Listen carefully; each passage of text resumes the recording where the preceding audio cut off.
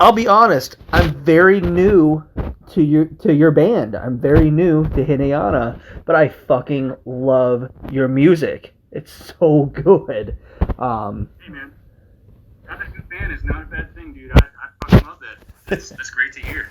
Yeah, man. It's there's so many things about it that I love, but this is going to be the EP. It's out August 28th, and this is your guys' first release with Napalm. You guys are very new to Napalm, just signed recently. I mean, how has it been so far? Yeah, so far it's been awesome. I mean, they've honestly been like a joy to work with so far. Oh, that's good. It's really cool having other people who are passionate about it and who are kind of pushing the project forward. It's not just us anymore. It's crazy. It's all these other people who are passionate and throwing these ideas around and things. It's very cool, and it's been very good so far. Oh, that's awesome. I feel like they're like the new Roadrunner in a lot of ways. Like everybody is on that label, and there's so many good bands that people still Oh yeah. are discovering. I mean, it's the new metal label, give or take a few bands that are still with other labels. But I mean, it is like the epicenter of all things good heavy metal. And I just, there's so many good bands on that label. How did you guys get connected with them? Well, we're not entirely sure exactly how they discovered us, but we believe it was somewhere around the time we were working with Nature Ganganbaigal from Yeah. the band Tenor Cavalry. And since they were on Napalm Records, I think we kind of think that it may have happened through that. Like, kind of maybe they saw that piqued their interest, Right. Yeah. Nice.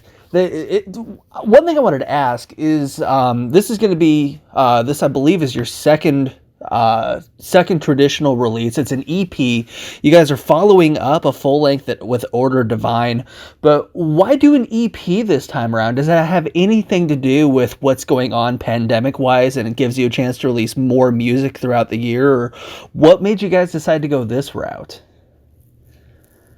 So actually, in the very beginning of writing for this, it wasn't supposed to be as big of a thing as it has become, I guess. It was actually supposed to be kind of like an in-between release, in between full-length albums. And really, the more we worked on it, the more it kind of took on, I guess, a bigger kind of personality. And we're like, well, this is, I guess, we kind of made it to, I guess the purpose was that we wanted to kind of further carve out, kind of further develop the band's sound, Sure. really touch on a lot of the things that we could improve from the recent or the previous album, Yeah. So there were a lot of things production-wise, just songwriting. We wanted to just kind of take everything and turn the dial up a little bit, just, make everything a little bit better. And actually, that EP was mostly written and recorded mostly in 2019. It just took us, we've been sitting on it for a while. So actually, it happened quite a ways, before the COVID-19 situation. Gotcha. Yeah, I feel like there's a lot of bands that are releasing music right now that the music's been done for a while, and now, even without COVID, it's like, well, it's the perfect time to release it. I mean, there's a lot of bands whose music has been done for a while now, and now it's coming out. Yeah, it was actually really hard to sit on that because we were so excited. Right? Oh man, this is like the best stuff we've done so far. We feel like, we're like, oh man, we really want to release this, want to get this out there, but we had to wait till the release was done the right way, Yeah, I feel like you guys, it's got a lot of the same sounds, obviously, and a lot of the same style that you guys used on Order and Divine, but you guys really grew that sound and really expanded on it. And it's melodic, but it's like aggressive and terrifying at the same time, which is fucking great. It's like beautiful and devastating together all in one, which is... I like that description. That's a really cool description. Oh, thanks. I also have visceral. It's like visceral and just like it will beat the shit out of you, but calm you down at the same time. Like it's there's something for everybody on this. I really feel like you really did a good job expanding what you did on Order Divine with this EP. Oh well, thank you. Yeah, I think that was kind of the goal, and I'm really happy to hear that that's your opinion on it, because that's kind of exactly what we're going for, Nice. Hard kind of sound, but yeah, also very melodic and very yeah, catchy songs. Hopefully, that kind of thing on there. Yeah, I mean, how did you guys get connected with Nature on this? Because I mean, what was it like working with him? Because he was a very very interesting guy. Yeah, so we had some mutual friends, and he lived here in Austin, Texas, Okay. right up his passing. He had done that. He used to live in New York, New Okay. York City, and yeah, so we decided, we connected with him online, and we had been talking for a while, I guess, about working together on this or that, and then, me and my drummer, we just went out and we met up with him, and we got to talking. We're like, well, hey, how about you, do like what we do, like some parts on the new recording that the new EP that we're going to release, and he was very excited about it. He was nothing but humble and Nice. very encouraging about what we were doing. He didn't brag about his stuff at all, even though I was like, oh my god, I'm finally meeting this, person. This guy I've known about Tengar Cavalry for a long time. Yeah. I always thought very impressive stuff, and so it's very cool to be able to work with someone, who is such a high caliber of musician Mm-hmm. and songwriter. Just the guy like pumped out so much amazing material. But really working with him was easy, and I've told a few other people this already, but like, I had a certain idea once we decided on, the horsehead fiddle Yeah. for the track. I had an idea about how I kind of wanted it to sound, but he kind of had his own idea about it, and it turned out that his ideas were so much better. And it just shows like that level of musicianship that he had. Right. It was like, wow, this turned out so much better than how I originally thought it was going to turn out. But it wasn't exactly what I had thought in the beginning. But I couldn't hear it any other way now. Right. Yeah, and sometimes it just takes that outside person. There's so many songs that got huge where they brought somebody else in to kind of contribute, and that person had another vision, and it turned into something completely different that made it even better. I feel like. Oh yeah, and it just showed like his familiarity with that instrument as well. Mm-hmm. He's very much in tune with those sounds. It kind of, if you isolate the parts on the song, it's got this. It sounds like traditional, kind of like what he usually does, but in the context of the song, it just has a super unique vibe. At least I feel like that. And this was one of his last recordings, I think, wasn't it? Yeah, as far as I know, this was one of his last recordings that he made. I'm sure there are others, but Right. yeah, I haven't seen them being released. So we're really, I think we're honored to have him, on this. Yeah, I mean, you mentioned honored, but I mean, when you've looked up to another artist as much as you did with him, and when they've influenced you as much as he did with you, I mean, what does it do for you as the co-artist, knowing that one of his final recordings that's been released so far is yours? Oh man, it was pretty heavy, because he was set to do a video shoot with us, Oh wow. the week that he passed away. So, the songs were basically all recorded. We were about to do a video shoot that same week. We just couldn't get a hold of him. It was like Right. we didn't know what was going on, and so that didn't happen. And then when we went back into the studio for more mixing and mastering, it was just like it was really heavy hearing his parts. It was our producer was like, wow, everyone was just like, god damn, there's so much weight to this, and it's yeah, it was kind of a lot to process, honestly. Right. Have you thought about what that could look like if you get a chance to bring that song to the live stage, and what that song might look like now, and how it might be performing that song live when there's that much emotion wrapped into it? There already was to begin with, but now there's even more. Yeah, and we played that song a couple times live, and we can't make it have the same vibe. It would have been amazing if he was still with us and he could have been able to perform that song with us. Right. The best we can do is try to have his parts, as a part of the live show. Yeah. And always, I would always usually try to dedicate it to him.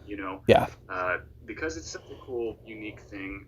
And it means a lot to us. I think it might go down as one of the most meaningful songs that we as a band will end up making. Right, right. And for it to be this early, that says a lot. I mean, that is, to have it be, on your first release with Napalm, I mean, that is an accomplishment to have it come that soon. I mean, that's just awesome.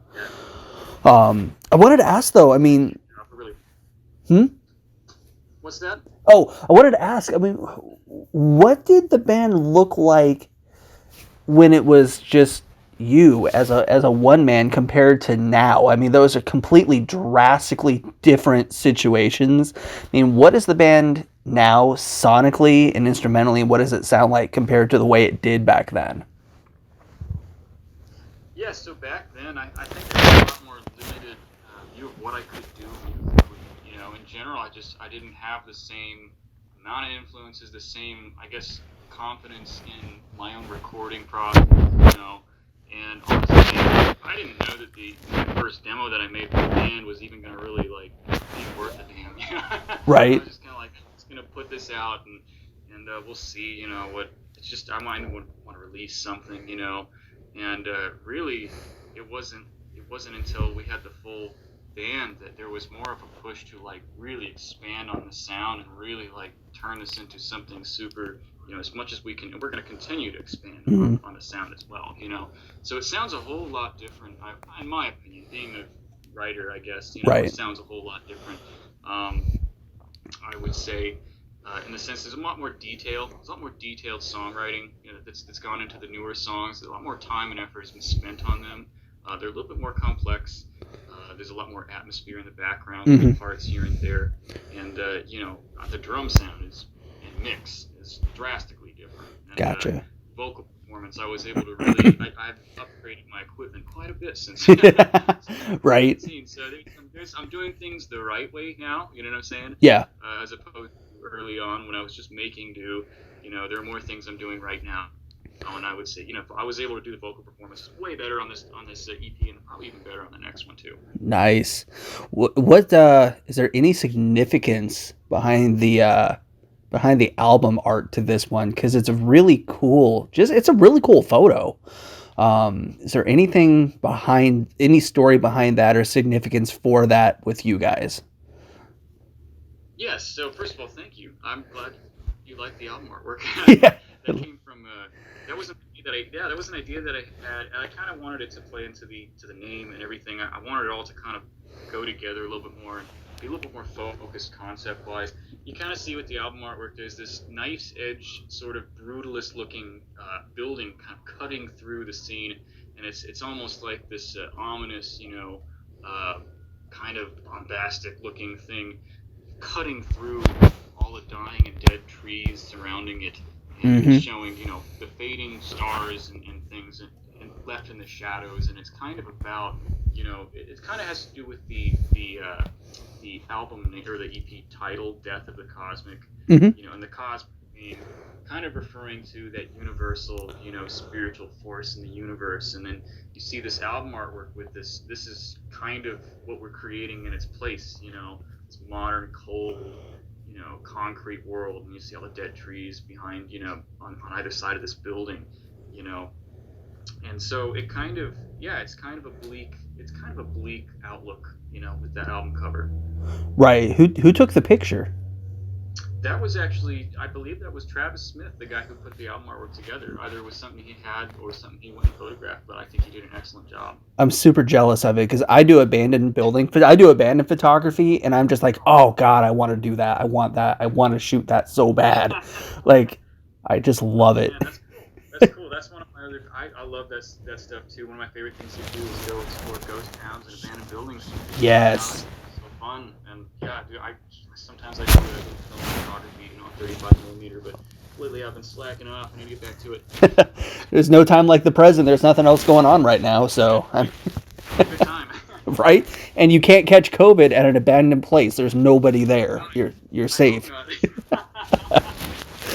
something else, but definitely yeah, exactly. The rest of the guys in the band are just at the top of their game with these songs. Especially Michael and Eric really stand out to me the most, especially on a song like "Yet Here I Wait Forever."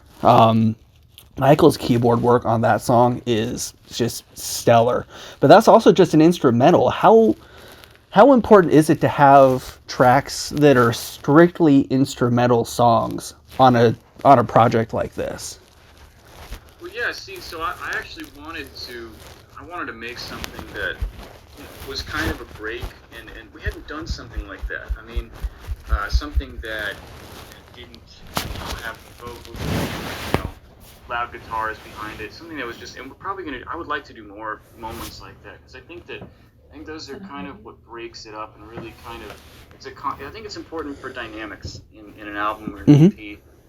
Especially if like 90% of the time you're doing these big, huge guitars, and big, loud drums and stuff. Sometimes it's good to just there's a moment where you can breathe and you can kind of give it's like a resting period, but it's also has to plays into the whole sound of the and uses some of the same elements as the other songs on the release. Yeah, yeah, definitely. And that and a good intro. If you have a good kick-ass Yeah, intro on the record, I mean, it goes a long way. What you guys absolutely. do, I couldn't agree more. right? And you guys definitely knock it out of the park on this one too. But how important is the keyboard aspect to your guys' music? There's a lot of layers and a lot of different instrumentals going on, guitar wise, bass wise, drum wise, keyboard wise. I mean, how much fun is it to watch the guys kind of put that stuff together and watch it kind of just morph into what turns into these songs? Yeah, so actually on this EP, I did all the orchestration for Oh, this one. shoot. So yeah, so this was a lot of that programming. That was all me. Oh, But wow. like it was honestly, that's probably my favorite part. And I noticed you said that. That's one thing that like we're relatively young as a band, Mm-hmm. and like we have an album that we're working on now, where Oh, everyone's getting yes. involved, everything. So it's this time around, it's actually it's exciting to see what you're talking about. You know what I'm saying? Everyone coming together and writing and working on something is very cool.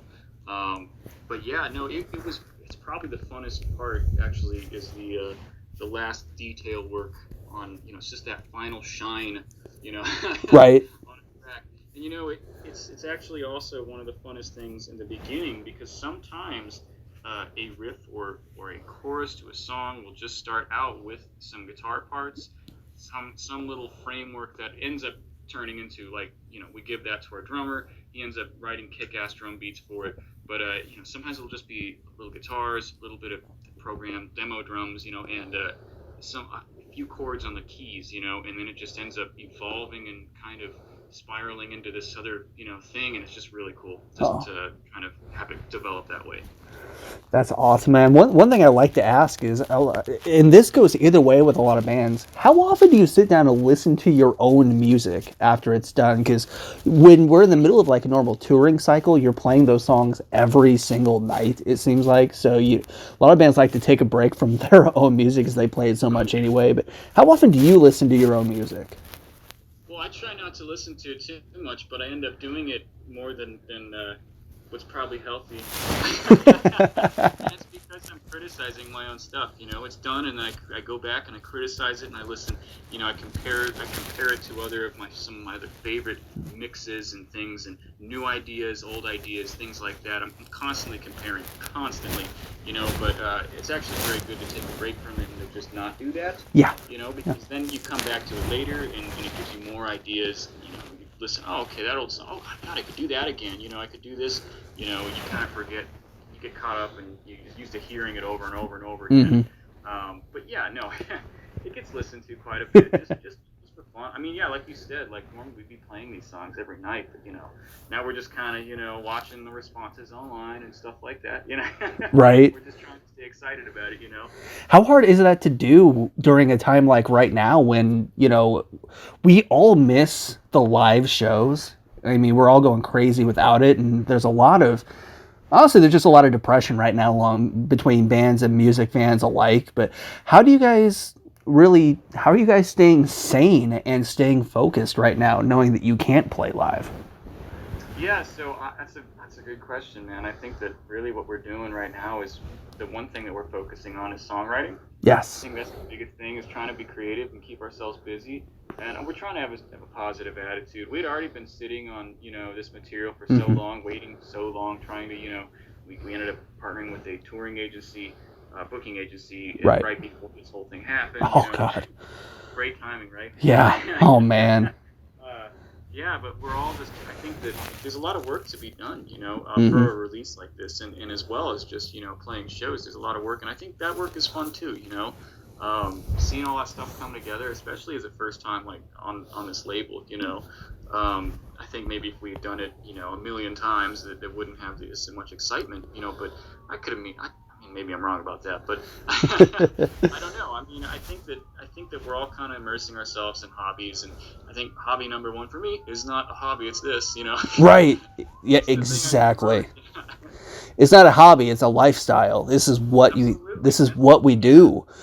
I feel yeah, like it's almost a blessing that this music was done so long ago, because now you guys can take this time to write and create more music, as opposed to if the record was releasing at the very beginning and had been done at the beginning of the pandemic, and then you guys, couldn't tour on a brand new record. You guys have a chance to really sit down and write new music during this time, so that hopefully that helps.